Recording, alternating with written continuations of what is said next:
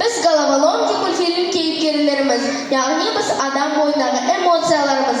Мен қуаныш эмоциясымын. Командамыздың аты Головоломки. Командамыздың аты орысша, бірақ көп орысша сөздерді қазақшаға аударғанда құлаққа қызық естіледі.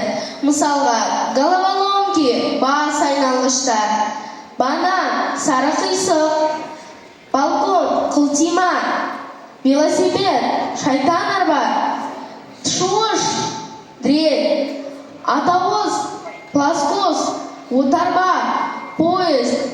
Ең жаманы баклажанның аудармасы, оны айтпай-ақ қояйын.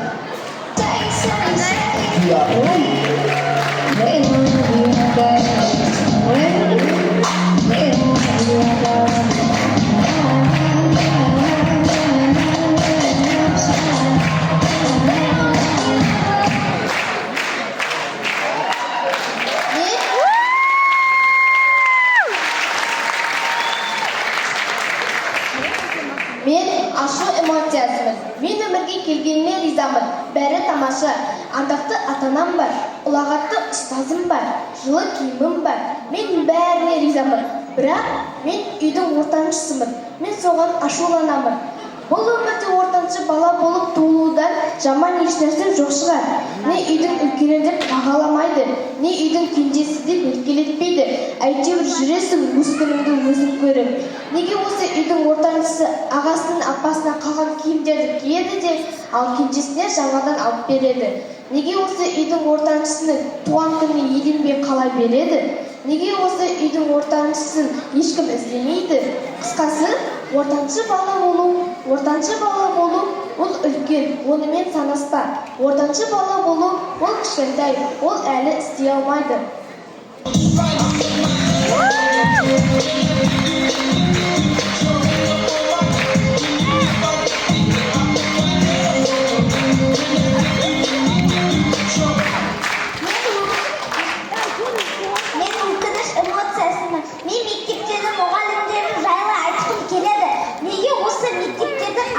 Апайлары сондай әдемі, неге осы мектептердің орыстың апайлары акценттері орыстардан да мықты, неге осы мектептердің қазақтың апайлары ойдаған нәрселерді айтып қоя береді, неге осы мектептердің математика апайлары есепті шемішкеден де қатты шағады, неге осы мектептердің география апайлары бүкіл елдің астанасын біледі, неге осы мектептердің бастаушы апайлары кейде бала сияқты болып кетеді.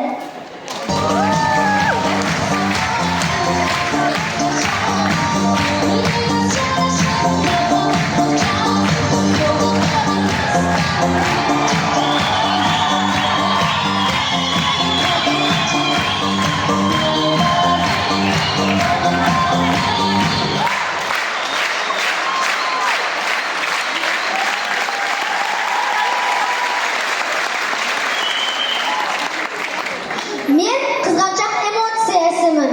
Менде детская травма бар. Мен жайлы қалай болғанын айтып берейін. Жаздың жайма шуақ күнінде үйдің ауласында 16 шағын ауданда әкем алып берген жаңа велосипедпен қыдырып жүргенмін. Кенеттен жолдың шұңқырына түсіп кетіп, аяғымды ауыртып алдым. Менде содан кейін детская травма пайда болды. Рахмет саған Ақтаудың жолдары. Сенің арқаңда велосипед айдауды қойып, сабағымды оқи бастадым.